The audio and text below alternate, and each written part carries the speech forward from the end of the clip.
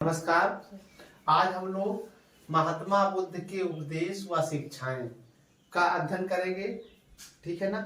ये आपको जैसे बताया जा चुका है पिछले वीडियो में कि जो बौद्ध धर्म एक अनीश्वरवादी धर्म है। कहने का मतलब है कि बौद्ध धर्म जो है आत्मा परमात्मा में विश्वास नहीं करता है, पुनर्जन्म में विश्वास करता है। अब उनकी शिक्षाओं पर हम लोग अध्ययन करते हैं और इसको जो है बुद्ध देशना भी कहा जाता है। अब इसमें सबसे पहले हम लोग पढ़ते हैं 4 आर्य सत्य। 4 आर्य सत्य में पहला है दुख। अब दुख में जो है आप देखोगे कि दुख क्या है। दुख का मतलब है महात्मा बुद्ध ने कहा कि जन्म भी दुख है, मृत्यु भी दुख है। ठीक है ना। फिर इसके बाद अप्रिय मिलन। अप्रिय मिलन का मतलब जो आपको प्रिय नहीं लगता वो चीज आपका मिल जाए तब भी दुख होता है। और प्रिय वियोग, जिसको आप चाहते हैं उससे आप बिछड़ जाए तब भी दुख होता है। इच्छित वस्तु की अप्राप्ति, जो चीज आप चाह रहे हैं वो चीज आपको ना मिले तब भी दुख होता है। और कोई अनिच्छित वस्तु है वो भी आपसे जो है नहीं मिलती है तब भी दुख होता है। तो इस तरीके से इन्होंने कहा कि सब्बम दुखम, अर्थात संसार में जो है हर जगह दुख ही दुख है। जन्म भी दुख है, मृत्यु भी दुख है। ठीक है ना। अप्रिय मिलन भी दुख है, प्रिय वियोग भी दुख है। तो पहला आर्य सत्य इन्होंने दुख को रखा। देखिए आपको जो नगर भ्रमण की घटना आपको बताया गया था, तो उन्होंने जब नगर भ्रमण पर निकले हुए थे तो पहली बार उन्होंने देखा कि सब में दुख ही दुख है, इसलिए पहले सत्य को बताया कि क्या है, दुख है। दूसरा उन्होंने रखा जो है दूसरे नंबर पर दुख समुदाय। दुख समुदाय दूसरा आर्य सत्य है दुख समुदाय। दुख समुदाय का मतलब है कि इसमें दुखों के मूल कारणों को बताया गया है कि किस कारण से दुख होता है। एक बार कई बार परीक्षा में पूछा जाता है प्रतीत समुत्पात। प्रतीत समुत्पात ध्यान रखिएगा, पूछा गया है किस आर्य सत्य से संबंधित है, तो इसको ध्यान रखिएगा कि दुख समुदाय से संबंधित है। ठीक है ना। कहने का मतलब है किस कारण से दुख समुदाय होता है, कौन सा कारण है। ठीक है ना। इसमें मुख्य है अविद्या। अविद्या का मतलब है जब व्यक्ति को ज्ञान नहीं होता है। और तृष्णा, तृष्णा का मतलब इच्छा से है। जब व्यक्ति की तमाम इच्छाएं होती हैं, जैसे मान लीजिए साइकिल से चल रहे हो तो आप सोचते हो कि बाइक मिल जाए, बाइक जब मिल गई सोचते हो कार मिल जाए, कार से चलने लगे सोचेंगे BMW कार मिल जाए। तो इस तरीके से आप लोग सोचते हैं, जो इच्छाएं होती हैं वही दुख समुदाय। दुख का समुदाय का मतलब यहाँ कारण से है कि किस कारण से हमको दुख होता है। तो ये चीजें हैं। तीसरा और ये चीज बहुत विशेष ध्यान रखना, बहुत बार पूछा गया प्रतीत समुत्पाद। प्रतीत समुत्पाद जो है किससे संबंधित है, तो आपको लगाना है द्वितीय आर्य सत्य से संबंधित है। तो इस तरीके से दूसरा हो गया। तीसरे पर हम लोग पढ़ते हैं दुख निरोध। तीसरा है दुख निरोध। दुख निरोध, निरोध का मतलब है कि दुख को कैसे दूर किया जाए, दुख के कारण को कैसे दूर किया जाए। यानी कि दुख के मूल कारण क्या है आपको बताया गया कि अविद्या है। अविद्या के साथ साथ तृष्णा को बताया गया। इसको निर्मूल करने को, इसको हटाने में के लिए क्या होना चाहिए, इन्होंने निर्वाण की प्राप्ति बताया। जैसे आप लोग ये ध्यान रखिएगा, जैसे तमाम धर्मों को आप लोग पढ़ते हैं तो धर्म ये कहते हैं कि मोक्ष की प्राप्ति की कामना करते हैं, लेकिन जो बौद्ध धर्म है ये निर्वाण प्राप्ति की बात करता है। निर्वाण प्राप्ति देखिए आपको पिछले वीडियो में महापरिनिर्वाण बताया गया है। महापरिनिर्वाण का मतलब होता है दीपक का बुझ जाना। ठीक है ना। जन्म मरण से मुक्ति, छुटकारा मिल जाना, वही चीज। तो यहाँ ये ध्यान रखना है कि बौद्ध धर्म में आपको परम लक्ष्य पूछा जाए तो निर्वाण की प्राप्ति है। तो दुख निरोध कब होगा, जब व्यक्ति को निर्वाण की प्राप्ति हो जाएगी। फिर इसके बाद चौथा इन्होंने रखा दुख निरोध गामिनी प्रतिपदा। चौथा है दुख निरोध गामिनी प्रतिपदा। ये चौथा आर्य सत्य है। इसके बारे में हम लोग चर्चा करते हैं। दुख निरोध गामिनी प्रतिपदा क्या है। दुख निरोध हेतु किस मार्ग का अनुसरण किया जाए, दुख निरोध हेतु किस मार्ग का अनुसरण किया जाए, यही चौथा आर्य सत्य है। और इस आर्य सत्य के लिए 3 मार्ग उन्होंने बताया। क्या क्या बताया, प्रज्ञा, शील और समाधि।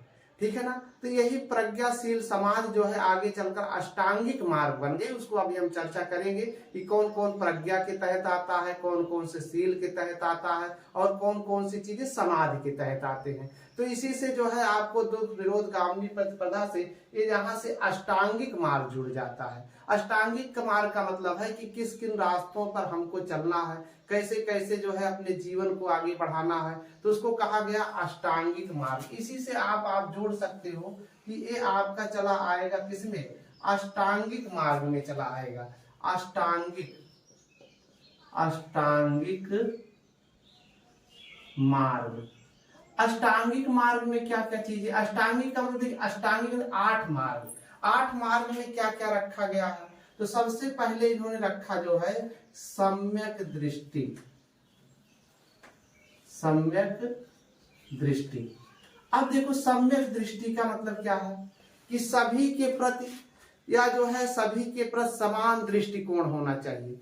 दृष्टिकोण का मतलब देखिए नजरिया, कहने का मतलब देखने का नजरिया अच्छा होना चाहिए। जैसे आप लोग देखते होंगे ट्रक व्रक पर लिखा होता बुरी नजर वाले तेरा मुंह काला, लिखा रहता है, ठीक है ना। फिर देखते हैं तमाम बातें ऐसी लिखी रहती हैं कि कहने का मतलब आप देखो, किसी को देखो, फिर लिखा रहता देखो मगर प्यार से, यानी किसी को देखो तो अच्छे नजरिए से देखो, प्यार से देखो, सही दृष्टि से देखो, ठीक है ना। दृष्टि नहीं दृष्टिकोण अच्छा होना चाहिए। गौतम बुद्ध कहते हैं क्या है कि दृष्टि नहीं दृष्टिकोण होना अच्छा होना चाहिए। सम्यक दृष्टि पहले नंबर पर उन्होंने रखा।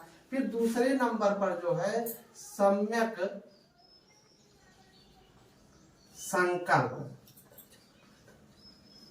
सम्यक संकल्प को रखा, ठीक है ना। सम्यक संकल्प लिखना है, सम्यक संकल्प, ठीक था, ठीक है ना। संकल्प, सम्यक संकल्प।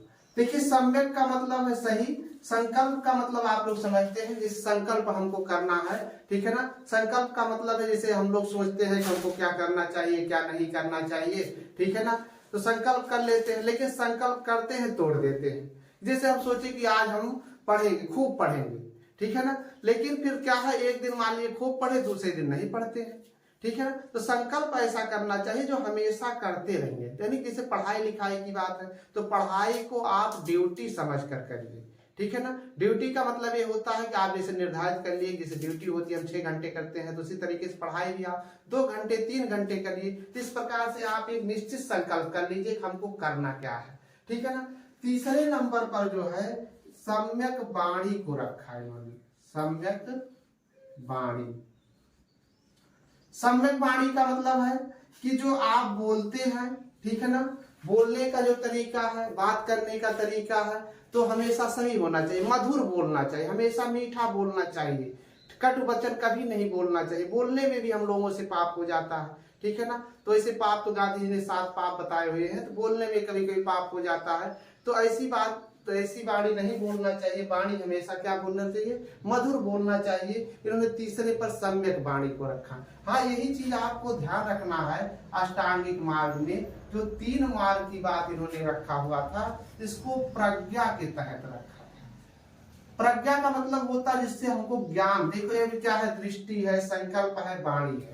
तो इससे हम आप देखोगे तीनों को, तो इससे आपको ज्ञान प्राप्त हो रहा है, ठीक है ना। तो इसको प्रज्ञा के तहत रख दिया। तो तीसरे और फिर इसके बाद 3 हो गया। अब चौथे नंबर पर हम लोग चलते हैं। चौथा क्या है, चौथा इन्होंने सम्यक कर्मांत को रखा। सम्यक कर्मांत, ठीक है। कर्मांत का मतलब है कि कैसे आप कर्म करते हो उस पर ये है कर्मांत, सम्यक कर्मांत, ठीक है ना। कि कर्म का मतलब है कि आप जो भी कर्म करो सही करो, ठीक है ना।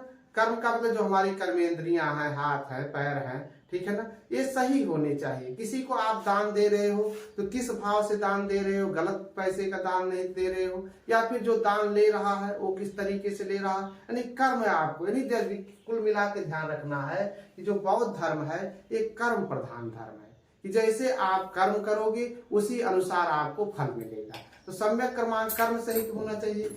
फिर जो है 5वें नंबर पर रखा इन्होंने सम्यक आजीव। सम्यक आजीव का मतलब है कि जो है सभी जो जीव जंतु हैं उन पर दया करना चाहिए, ठीक है ना। तो ये चीज ध्यान रखना है, सम्यक कर्मांत और सम्यक आजीव जो है ये शील के तहत आते हैं। शील का मतलब किसी के प्रति आपको दया भाव रखना, उदारता दिखाना, ये शील के तहत आता है। तो ये चीज ध्यान रखना है, कभी कभी पूछ लेता है अष्टांगिक मार्ग में प्रज्ञा में क्या क्या आता है, शील में क्या क्या आता है और समाधि में क्या क्या आता है, ठीक है ना। तो 4-5 हो गए। अब छठे नंबर पर हम लोग चलते हैं। छठवां अष्टांगिक मार्ग क्या है? छठवां अष्टांगिक मार्ग जो है ये सम्यक व्यायाम है। सम्यक व्यायाम, सम्यक व्यायाम का मतलब है कि सिर्फ योग साधना से नहीं, कि कहने का मतलब है कि आपकी दिनचर्या सही होनी चाहिए। दिनचर्या का मतलब है कि आपको एक निश्चित समय पर उठ जाना है, निश्चित समय पर भोजन करना है। आगे चलकर इसमें 10 रास्ते बताएंगे, उसमें बताया गया है। तो उसमें उन्होंने असमय भोजन की यानी मध्याह्न भोजन पर रोक उन्होंने लगाया है, मध्याह्न में भोजन नहीं करना है। तो इसी व्यायाम के तहत इन्होंने रखा सम्यक व्यायाम, ठीक है ना। फिर इसके बाद 7वें नंबर पर सम्यक स्मृति, ठीक है ना। स्मरण हमका किसका करना है, याद किसको करना है? तो याद ये ध्यान रखना है कि उसी बस चीजों को याद करना है जो हमारे लिए उपयोगी है। जो चीजें उपयोगी नहीं है उसको छोड़ देना है। फालतू की चीजों को अपने मन में, अपने विचार में नहीं लाना है। तो ये सम्यक स्मृति रखा गया है। फिर लास्ट में इन्होंने 8वां जो मार्ग बताया वो सम्यक जो है समाधि को बताया। समाधि का मतलब है वही निर्वाण की प्राप्ति, दीपक का बुझ जाना, ठीक है ना।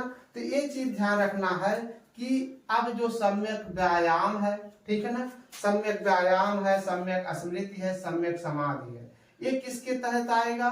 तो ये समाधि के तहत आएगा, समाधि, ठीक है ना। तो यही चीज आपको ध्यान रखना है कि दुख निरोध गामिनी प्रतिपदा के तहत जो अष्टांगिक मार्ग है उसमें 3 बातें बताई गई हैं, प्रज्ञा, शील, समाधि। प्रज्ञा में क्या क्या आता है? सम्यक दृष्टि, सम्यक संकल्प, सम्यक वाणी। शील में क्या क्या आता है? सम्यक कर्मांक, सम्यक आजीव। समाधि में सम्यक व्यायाम, सम्यक स्मृति, सम्यक समाधि, ठीक है ना। इस तरीके से ये 3 स्कंद कहे गए हैं। स्कंद ध्यान रखना है, 3 स्कंद जो है कौन कौन से होते हैं, जैसे पूछ लिया जाए 3 स्कंद। 3 स्कंद में क्या क्या आते हैं तो ध्यान रखना है, प्रज्ञा को रखा गया है, ठीक है ना। प्रज्ञा के बाद शील को रखा गया है, शील के बाद किसको रखा गया है? समाधि को रखा गया है। ये 3 जो है स्कंद कहे जाते हैं जो दुख निरोध गामिनी प्रतिपदा से जुड़े होते हैं, ठीक है ना। फिर इसके बाद इन्होंने तमाम रूल बनाए जो है भिक्षुओं के लिए कि क्या चाहिए, 10 शील बनाया।